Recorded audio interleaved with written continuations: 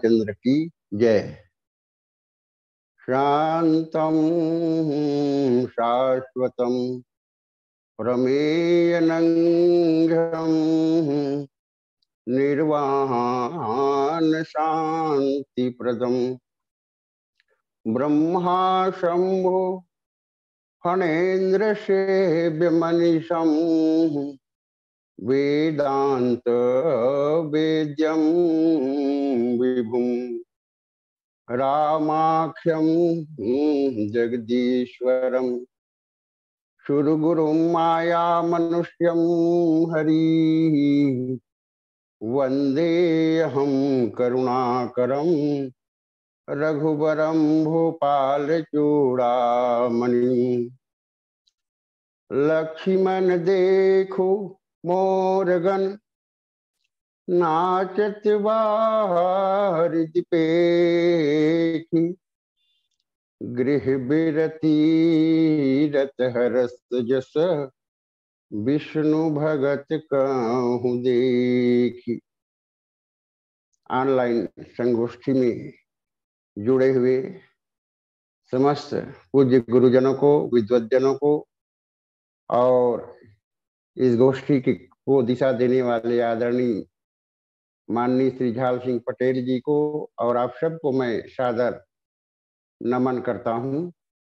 और आइए किष्किंधा कांड के पावन प्रसंग दोहा नंबर 13 के माध्यम से कथा मैं आपके बीच रखने का प्रयास करूंगा। प्रस्तुत प्रसंग का साधारण भाव, दोहे का साधारण अर्थ गोस्वामी जी लिखते हैं। लक्ष्मण जी को रामचंद्र जी जो है दिखा रहे हैं मोरगण को और बादल को। ऐ लक्ष्मण, वर्षा काल में मोरगण काले काले बादल को देख करके नाच रहे हैं। ठीक उसी प्रकार जिस प्रकार से वैराग्य में रत गृहस्थ विष्णु भक्त को देख करके हर्षित होते हैं। ये तो हुआ दोहा का साधारण भाव। रामचरितमानस में भगवान अपनी वनवासी वेश में सीता के हरण के पश्चात और सीता की सुधि मिलने के बाद सुग्रीव का राज्याभिषेक करने के पश्चात प्रवसन गिरि पर भगवान वास करते हैं, चौमासा व्यतीत करने के लिए, वर्षा काल व्यतीत करने के लिए। और इस पर्वत पर देवताओं ने पहले से ही गुफा बना रखा है। प्रथमन देवन गिरि गुहा राखे सी रुचिर बनाए राम कृपा निधि कछुक दिन वास करेंगे आए। ऐसे किष्किंधा कांड को हृदय कांड के नाम से जाना जाता है। जैसे शरीर का केंद्र बिंदु हृदय है, वैसे रामचरितमानस का केंद्र बिंदु किष्किंधा कांड है, चौथे नंबर का कांड है। और हृदय में भक्ति की होना चाहिए, यही भक्ति ही हृदय की शोभा है। जिन हरि भगति हृदय नहीं आनी जीवत सो समान सब प्राणी। और इसको सप्तपुरियों में चतुर्थपुरी काशीपुरी भी कहा गया इस कांड को, जहाँ भगवान शंकर काशी में बैठकर के भक्ति का वितरण करते हैं। और इस कांड को गुफा कांड के नाम से जाना जाता है, जो हमारे अंतःकरण का प्रतिनिधित्व करता है। मन, बुद्धि, चित्त और अहंकार की 4 गुफाएं इस कांड पर है। मन की गुफा पर स्वयं प्रभा रहती है, बुद्धि की गुफा पर संपाति, अहंकार की गुफा पर मायावी और बाली का युद्ध होता है, और चित्त के गुफा पर भगवान राम वर्षा काल व्यतीत करने के लिए प्रवर्षण गिरी पर जो है लक्ष्मण जी के साथ जो है विराजित हैं। और रामचरितमानस में प्रकृति चित्रण अर्थात वर्षा वर्णन और शरद वर्णन 2 ऋतुओं का प्रमुख रूप से इस कांड में वर्णन किया गया है। और इस प्रकृति चित्रण के माध्यम से गोस्वामी जी ज्ञान, वैराग्य, भक्ति, धर्म, राजनीति आदि का वर्णन करते हैं। कहत अनुज सन कथा अनेका, भगति विरति निप नीति विवेका आदि का वर्णन करते हैं।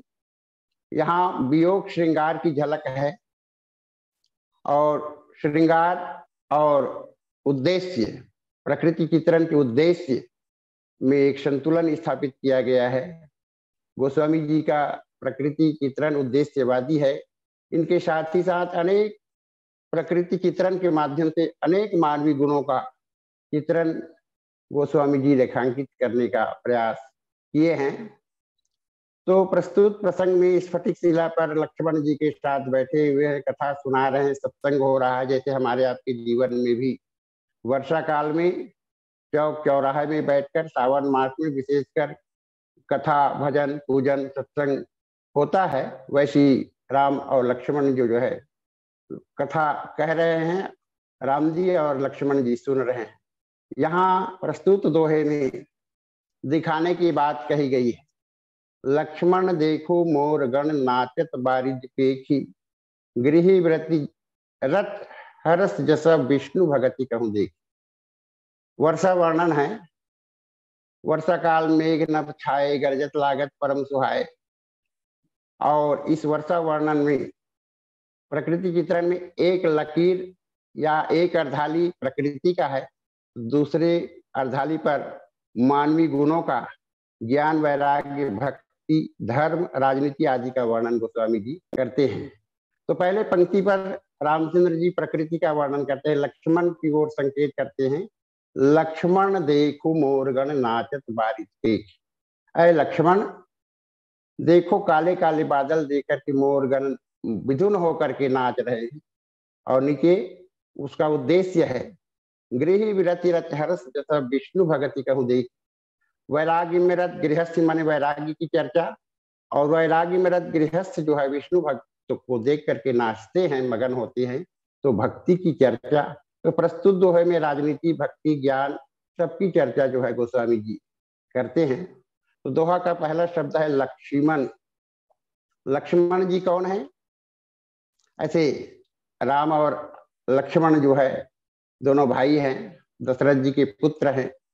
रामचंद्र जी ज्ञान है, तो लक्ष्मण जी जो है वैराग्य स्वरूप है। और प्रस्तुत प्रसंग में दोनों जो है वैराग्य में रथ, गृहस्थ भी हैं। रामचंद्र जी भी, लक्ष्मण जी भी तापस वेश विशेष उदासी, 14 वर्ष राम वनवासी के रूप में वन आए हैं। तो वैराग्य में रथ, गृहस्थ भी हैं।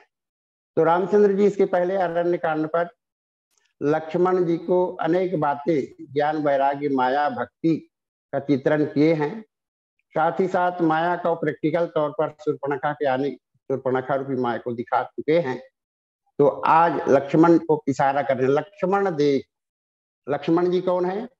तो कहते हैं जिसका मन रामचंद्र जी में लगा हुआ वही लक्ष्मण है। दक्ष सकल लक्षण जुत जोई, जाके पद सरोज रति हो। लक्ष्मण जी में जीव का लक्षण है, जीवाचार्य है, जीव का प्रतिनिधित्व करते हैं, जीव की कल्याण की कामना करते हैं। तो जीव का लक्षण है। ईश्वर का लक्षण है शेष सहस्त्र शीश जग कारण, तो अवतरे भूमि भय तारण। और संतत्व का लक्षण है और संत का कार्य है कल्याण। भगवान के गुणों का प्रचार प्रसार करना, यही संतत्व की पराकाष्ठा है। तो लक्ष्मण जी में तीनों गुण, ईश्वर का गुण, जीव का गुण और संतत्व के गुणों की पराकाष्ठा देखी गई है। और जिसका सर्वस्व राम हो, तो लक्ष्मण देखो मोरगण। प्रस्तुत प्रसंग में लक्ष्मण जी को मोर और बादल की ओर दिखाते, मोर को भी दिखाते हैं जो पृथ्वी तल पर रहते हैं, मोर बादल को देख करके पृथ्वी पर नृत्य करते हैं, और बादल आकाश में होता है तो पृथ्वी की ओर भी दिखाते हैं और आकाश की ओर भी दिखाते हैं। पृथ्वी पर मोर को दिखाते हैं, आकाश में बादल को दिखाते हैं। रामचरितमानस में राम जी ने लक्ष्मण जी को कई बातों को दिखाया है, कहीं कहीं काम का दर्शन कराया है। लक्ष्मण देखहु काम अलीका, काम की ओर दिखाया। फिर बसंत ऋतु की ओर भी इशारा करते हैं, देखो तात बसंत सुहावा, प्रियाहीन मुहि भय उपजावा। और प्रस्तुत प्रसंग में लक्ष्मण देखो मोरगण। अब ये मोर दिखाते हैं। मोर क्या चीज है? मोर एक पक्षी है जो सीता जी की पुष्पवाटिका में, जनक जी की पुष्पवाटिका में ये मोर का वर्णन है। चातक कोकिल कीर चकोरा, पूजत विरह नटत कल मोरा।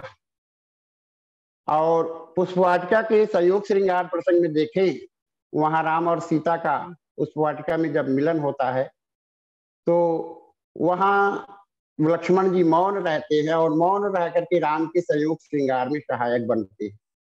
और जब सीता जी के चरणों के माध्यम से काम का आक्रमण राम पर होता है तो लक्ष्मण जी मौन होकर के स्वीकृति प्रदान कर देते हैं और उनको सहायक बनते हैं, कैसे दुल्हा का रूप में श्रृंगार कर देते हैं। मोर पंख सिर सोहत नीके, गुच्छ बीच बीच कुसुम कली के। मोर के पंखों से और कुसुम कलियों के द्वारा राम को सुसज्जित करते हैं, मानो दूल्हा बना देते हैं। राम सीता के संयोग श्रृंगार में सहायक बनते हैं। पर आज उसी लक्ष्मण को रामचंद्र जी जो है मोर दिखा रहे हैं। लक्ष्मण देखो मोरगण। और मोर पक्षधरता का प्रतीक है और भगवान हमेशा पक्षधर हैं, यानी निर्गुण निराकार रूप में तो किसी का पक्ष नहीं लेते, सम है, लेकिन भक्ति के पक्षधर है भगवान। भक्ति पक्ष कर रहे दिन महाऋषि श्राप, व्यापक ब्रह्म निरंजन निर्गुण विगत विनोद, सोयज प्रेम भक्ति बस कौशल्या की गो। यद्यपि सम नहीं राग नरोसु, गहिन पाप पूर्ण गुण दोषु, तदपि करहि सम विषम विहारा, भगत अभगत हृदय अनुसारा। और इस प्रकार से भगवान भक्तों के पक्षधर है, माने मोर के पक्षधर हैं। अर्थात हमको जो है भगवान को अपने पक्ष में कर लेना चाहिए। लक्ष्मण देखो मोरगण। और मोर की विशेषता ये है कि मोर पृथ्वी पर नृत्य करते हैं। कब? मोर हमेशा नृत्य नहीं करते, वर्षा काल में।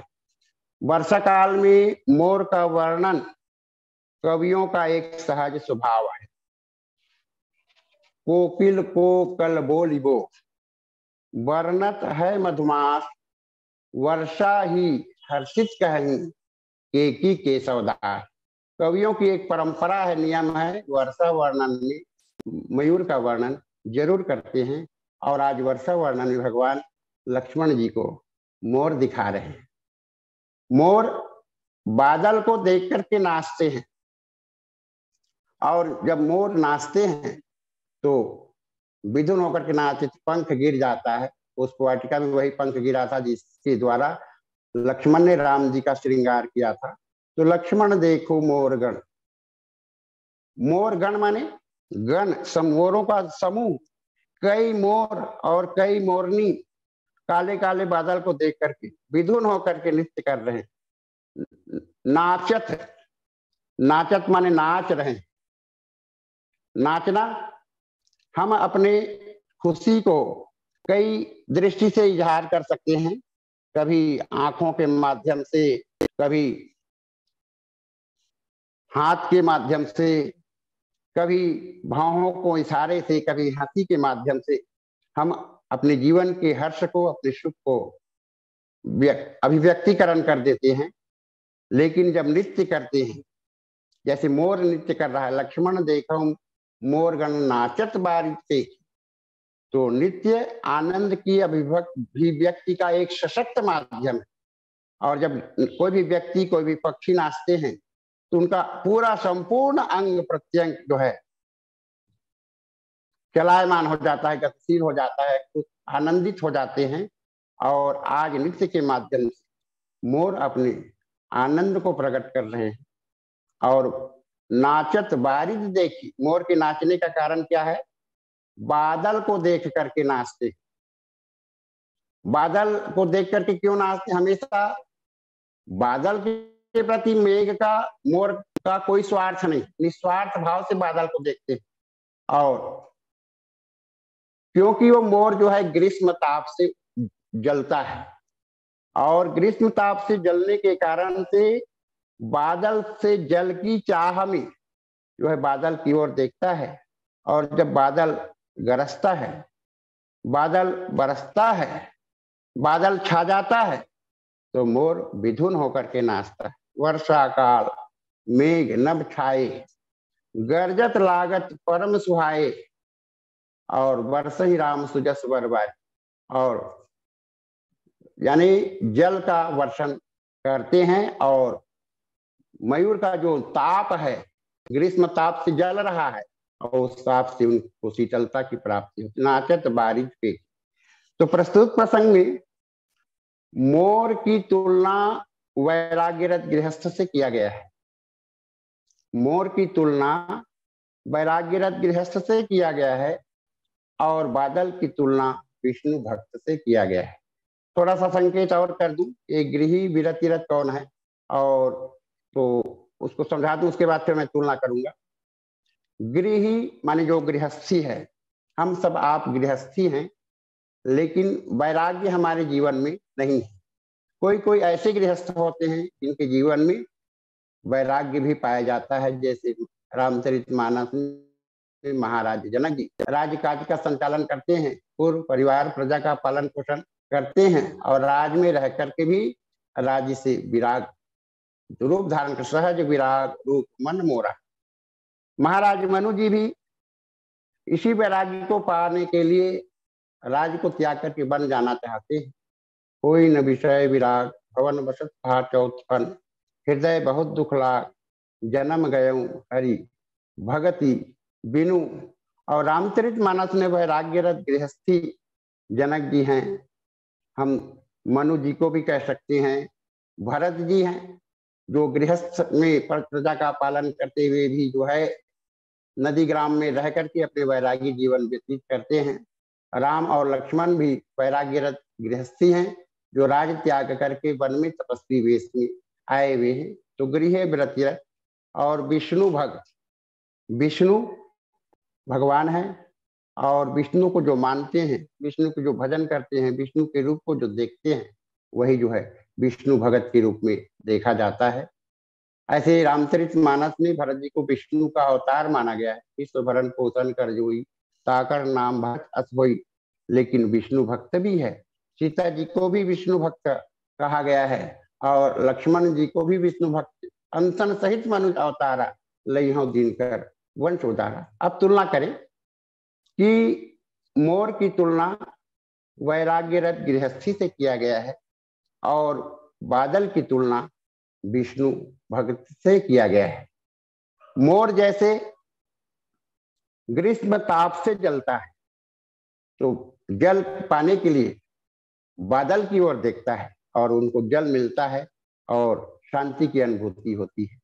वैसे ही वैराग्यरत गृहस्थ जो है संसार के नाना प्रकार के जंजालों से जलता है। गृह कारज नाना जंजाला से अति दुर्गम शैल विशाला।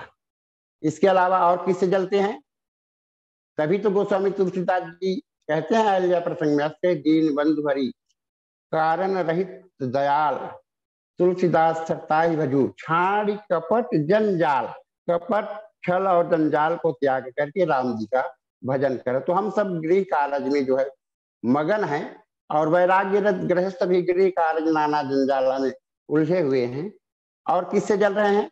तो दैहिक दैविक भौतिक तापा राम राज्य नहीं का हो ही व्यापा, ये तीन ताप से जल रहे हैं। हमारे जो सद्विकार हैं काम क्रोध लोभ मोह मत्सर, इनसे भी जल रहे हैं और साथ साथ मानस रोगों से भी हम तप्त हो रहे हैं। और फिरत सदा माया कर प्रेरा काल कर्म स्वभाव गुण घेरा, कालजन्य दुख कर्मजन्य दुख स्वभावजन्य दुख और कर्मजन्य दुख, इन सभी दुखों से हम जल रहे हैं। ठीक उसी प्रकार से मन करी विषय अनल बल जरी कोई सुखी जो ईश्वर पर ही, मन रूपी हाथी जो है विषय रूपी अग्नि में निरंतर जल रहे हैं। तो वैसे ग्रीष्म ताप से मोर जलते हैं और उसी प्रकार से गृह कार्य नाना जंजाला वैराग्य गृही जलते हैं और जल करके बादल की ओर देखते।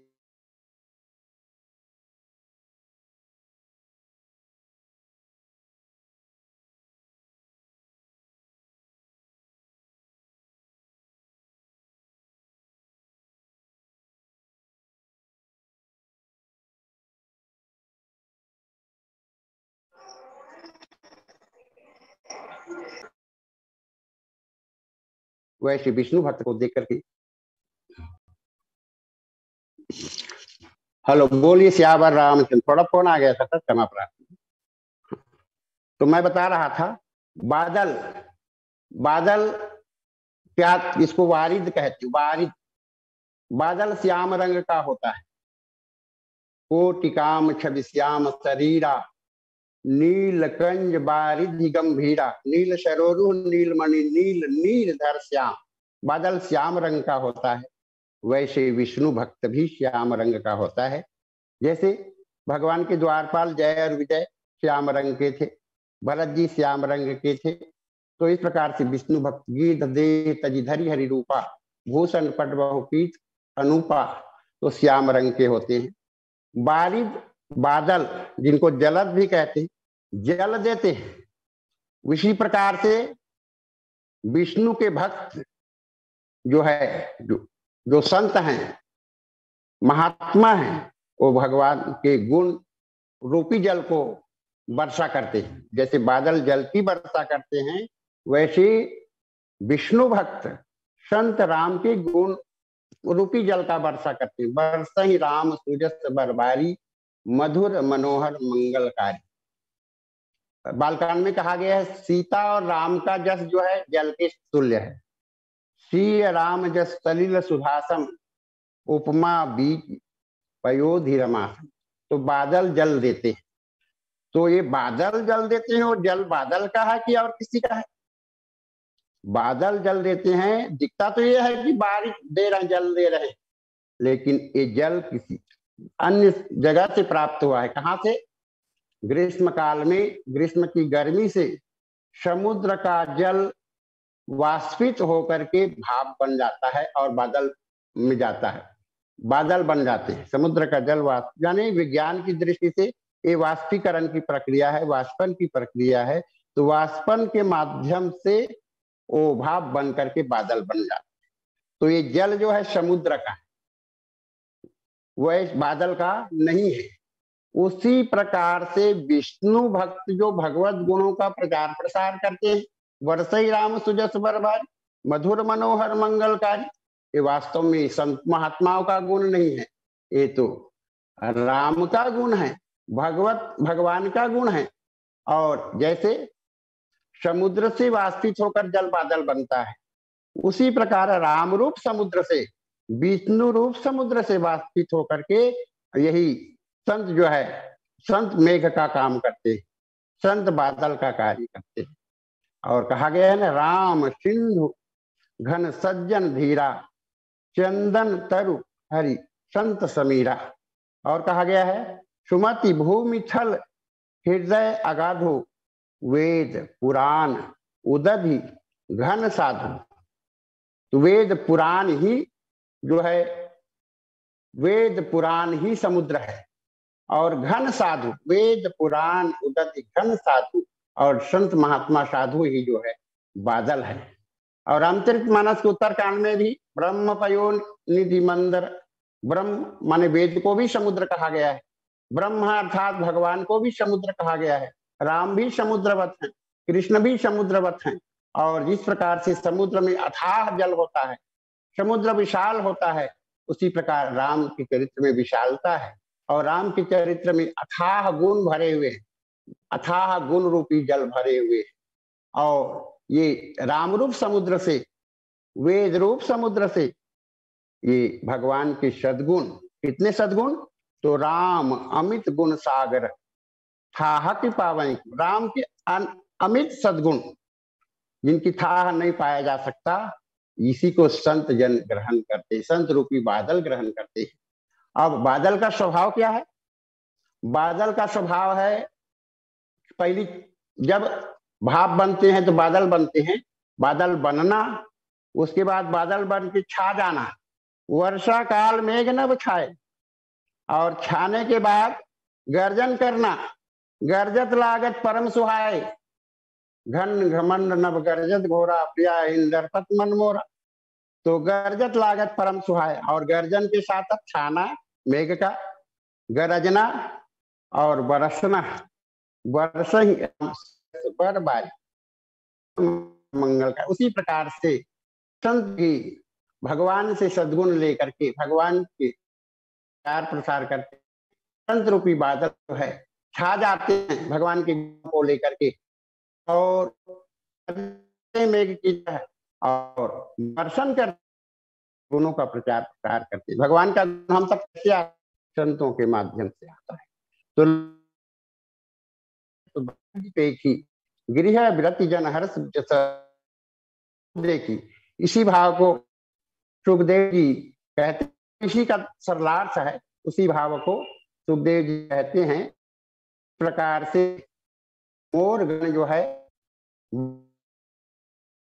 आपसे तप्त होकर के बादल की ओर देखते हैं, जल की प्राप्ति करते हैं और हर्षित हो जाते हैं, नृत्य करते हैं। उसी प्रकार से विष्णु भक्त भी वैराग्य में रत गृहस्थ व्यक्ति विष्णु भक्त को देख करके जो है हर्षित हो जाते हैं, गदगद हो जाते हैं। आगे चल करके इसी प्रसंग में लक्ष्मण जी को मेघ और मोर दिखाते हैं, और लक्ष्मण जी को मेघ और मोर दिखाने का आशा ये है कि अंतर मन में रामचंद्र जी लक्ष्मण जी की तुलना मोर से करते हैं, क्योंकि लक्ष्मण जी वैराग्यरत गृहस्थी है, राम जी भी वैराग्यरत गृहस्थी है, लेकिन दोनों वैराग्यरत गृहस्थियों में अंतर है। लक्ष्मण जी की तुलना मानो मोर से किया गया है, जो लक्ष्मण जी का मन मोर जो है, लक्ष्मण जी रूप मोर जो है बादल को देख करके नाचते हैं, उसी प्रकार से विष्णु लक्ष्मण जी नाचते हैं। लेकिन राम जी वैराग्यरत गृहस्थी क्या है, उनका प्रभाव बादल का राम पर अलग प्रभाव, लक्ष्मण जी के ऊपर अलग प्रभाव, मोर के ऊपर अलग प्रभाव, मोर और लक्ष्मण जी के ऊपर एक ही प्रभाव। तो मोर के माध्यम से लक्ष्मण जी से अपनी तुलना करते रामचंद्र जी, और जिस प्रकार से मोर आनंदित है, नाच रहे हैं, उसी प्रकार से लक्ष्मण रूप गृहस्थ भी वन में आकर के दुखी नहीं है, आनंदित हैं। क्यों कि, और यहाँ एक बात और कहते हैं, मोर क्यों नाचते हैं, तो मोर के साथ उनकी प्रिया मोरनी है ना। लक्ष्मण देखो मोरगन नाचत बारिश के, और यहाँ मोर के साथ मोरनी है, माने ऐसा प्रतीत होता है कि वो रागी है। पत्नी के साथ कोई पति हो या पति के साथ पत्नी हो तो उसको राग की पराकाष्ठा कहा जाएगा। तो दिखता है मोर में राग की पराकाष्ठा है, लेकिन अंतरंग में देखें, रागी प्रतीत होते हुए भी वो वैरागी हैं, और वैरागी होने के कारण से वो नहाते रहे। लेकिन अब मोर की तुलना अपने से करते हैं, लक्ष्मण रूप मोर की तुलना अपने आप से करते हैं, और बादल का प्रभाव राम जी के ऊपर क्या पड़ता है, घन घमंड नभ गर्जत घोरा प्रियाहीन डरपत मन मोरा। राम किस रूप में देखते हैं बादल को, घमंडी बादल के रूप में देखते हैं, और मोर बादल को किस रूप में देखते हैं? सुहावनी बादल के रूप में देखते हैं। वर्षा काल मेघ नभ साए, छाए गरजत लागत परम सुहाए, वर्ष ही जलद भूमि नीर आए, जथा नवहि बुद्ध विद्या पाए। तो सुहावनी बादल, तो लक्ष्मण के लिए भी, लक्ष्मण रूप मोर के लिए भी ये विष्णु भक्त जो है बड़ा सुहावना है। विष्णु भक्त के गुणों को जो है स्वीकार करते हैं, जीव के जीवन में धन्यता आती है। लेकिन राम कहते हैं घन घमंड नभ गर्जत घोरा, ये बादल जो है घमंडी है और मेरा उपहास करना चाहता है और गर्जन कर रहे हैं। ये वास्तव में वियोग श्रृंगार का प्रसंग है। मेरे साथ इस समय मेरे मृगनयनी सीता नहीं है। सीता जी कौन है? भक्ति, भक्ति है, और भक्ति के बिना ज्ञान अधूरा है, भक्ति के बिना जीव का जीवन अधूरा है। और इस समय मेरा प्रिया नहीं है, मैं वैरागी प्रतीत होता हूँ, लेकिन वास्तव में सीता जी के प्रति मेरा राग है। और मयूर जो है रागी प्रतीत होते हुए भी विराग की पराकाष्ठा है, और यही विराग की पराकाष्ठा लक्ष्मण जी में दिखाई देता है। तो मानो मोर के माध्यम से लक्ष्मण जी से तुलना करते हैं कि मेरे अपेक्षा लक्ष्मण जी जो है अधिक अच्छा है, क्योंकि उसमें किसी भी प्रकार का विरह, विरही होते हुए भी लक्ष्मण जी भी विरही है, विरही होते हुए भी विरह का उद्दीपन, विरह की पीड़ा, विरह की दुख लक्ष्मण जी में नहीं है। लेकिन रामचंद्र जी में घन घमंड नभ गर्जत घोड़ा। अब ये वियोग श्रृंगार में राम के लिए कामदेव का आक्रमण है।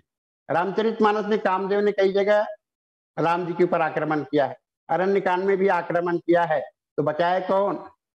लक्ष्मण जी रूप वैराग्य, काम से रक्षा किए। देख ही गयऊं भ्राता सहित था सुदूत सुनिबात, और वहां लक्ष्मण को देख करके काम जो है वापस वही डेरा डाल देते हैं। तो इस प्रकार से राम रूप, राम की जो है सुरक्षा लक्ष्मण रूप वैराग्य के माध्यम से होता है, और लक्ष्मण में इसी प्रकार की कोई पीड़ा नहीं है। तो यहाँ बादल जो है, बादल कामदेव का समाज, बादल अपनी पूरा सेन सज्जा के साथ आया है, और बादल का गरजना मानो कामदेव का ललकार है। भगवान कहते हैं कि लक्ष्मण, ये बादल जो है मुझ जैसे विरही राम को ललकार रहा है, और मोर जो है अपने मोरनी के साथ नाच करके आनंद की अनुभूति करते हैं, मानो मेरा उपहास कर रहे हैं, मुझे चिढ़ा रहे हैं कि राम जी की दशा क्या है बादल को देख करके, और मयूर की दशा क्या है बादल को देखकर, लक्ष्मण की दशा क्या है, मानो ये मोर मेरा उपहास कर रहे हैं, निंदा कर रहे हैं। और इसी प्रकार से रामचरितमानस में उपहास का प्रसंग है, और है नारी सहित सब खगमृग वृंदा, नारी सहित सब खगमृग वृंदा, और मानहु हमहु करत ही निंदा। जितने भी खग मृग का समूह है, जैसे प्रस्तुत प्रसंग में लक्ष्मण देखें मोरगण, मोरों का झुंड है, और वैसे नारी सहित, जैसे मोर नारी सहित है, मोरनी के साथ है, नारी सहित सब खग मृग वृंदा, सब खग और मृग का झुंड है, ये सब के सब मानव मोहि करत ही निंदा। तो मृग भी निंदा करते हैं। कैसे मृग निंदा करते हैं? अरण्य में जब राम लक्ष्मण जी के साथ विचरण कर रहे थे, तो हिरने भाग रहे, मृग जो है, मृग के बच्चे जो है भाग रहे, तो उनकी माता जी उनको रोकी कि भागने की जरूरत नहीं, ये शिकारी के रूप में जो राम आया है वो कुछ अलग शिकार करना चाहता है। कौन सा? ये हम जैसे छोटे छोटे मृगों को नहीं मारेंगे, न हमें नहीं मारेंगे, नहीं तुम्हारे पिताजी को नहीं मारेंगे, ये तो स्वर्ण मृग खोजने आए, कंचन मृग वन खोजन आए, स्वर्ण मृग खोज रहे हैं, तुम लोगों को डरने की जरूरत नहीं, भागने की जरूरत नहीं। इसलिए गोस्वामी जी कहते हैं नारी सहित सब खग मृग बिंदा, मानह मोहि करत ही निंदा। और ऐसा उपहास का बात, और यही उपहास का अनुभव मोर के चरित्र के माध्यम से, मोर के नृत्य के माध्यम से, लक्ष्मण जी के चरित्र के माध्यम से जो है स्वयं जो है अनुभूति कर रहे हैं। रामचरितमानस में शुरुआत में कहा गया है, कहत अनुज सन कथा अनेका, भगति विरति निपनीति विवेका। भगवान अनेक कथाएं कह रहे हैं, और कैसे? भक्ति की कथा, वैराग्य की कथा, राजनीति की कथा, और भक्ति वैराग्य राजनीति और विवेक की कथा कह रहे हैं। तो प्रस्तुत प्रसंग में राजनीति की कथा क्या है? कहा जाता है जिस प्रकार से राजा प्रजा से कर लेता है और कर वसूल करके वो कर एकत्रित कर को प्रजा के हित में खर्च कर देता है, प्रजा से कर लेता है, प्रजा के हित में खर्च कर देता है, वैसे ही सूर्य रूप राजा अपनी किरण रूपी सेवकों के माध्यम से समुद्र से जो है कर लेता है, समुद्र के जल को जो है वाष्पन के माध्यम से इकट्ठा कर लेता है और बादल बन जाता है वाष्पीकरण के माध्यम से। और बादल में संघनन होता है विज्ञान की भाषा में, भाप का ठंडा हो जाना और पानी बन जाना और वर्षा करना, यही वाष्पीकरण और संघनन की प्रक्रिया है। तो और वर्षा करते हैं तो संसार को देते हैं, लोग सिंचाई करते हैं, लोग जलपान करते हैं, बहुत उपयोग करते हैं जल का। तो इस प्रकार से तो जल कर लेकर के प्रजा के हित में खर्च कर देते, यही रामचरितमानस में राजनीति की कथा है। भक्ति की कथा, विष्णु भगत कहूं देख, और भक्ति की कथा, इस काल में भक्ति की खोजने की कथा ही है। चले सकल बन खोज सरिता सरगिर को, राम काज लैलीन मन बिखरा तनकर छो। वैराग्य की चर्चा, गृही विरति हरस विष्णु भगत कहूं देखी। और अंत में विवेक की चर्चा, ज्ञान की चर्चा, कहते नौ तरु पल्लव भय अनेका, साधक मनजस मिले विवेका। नए नए वृक्षों में पत्ते खिले हुए, नए नए पत्ते निकले हुए, जैसे साधकों के मन में विवेक जागृत हो जाता है। तो आज की कथा प्रसंग से यही सीख लेना है कि राम जी गोस्वामी तुलसीदास जी का प्रकृति चित्रण उद्देश्यवादी है, और ये प्रकृति चित्रण के माध्यम से, वर्षा और शरद वर्णन के माध्यम से ज्ञान वैराग्य भक्ति धर्म राजनीति की कथा कहते हैं। मानवीय सद्गुणों को जीव के जीवन के लिए दिखाना चाहते हैं, दिग्दर्शन कराते हैं, और यही मानवीय सद्गुण हमारे और आपके लिए उपयोगी है। इन्हीं भावों के साथ मैं अपनी वाणी को विराम देता हूँ। जय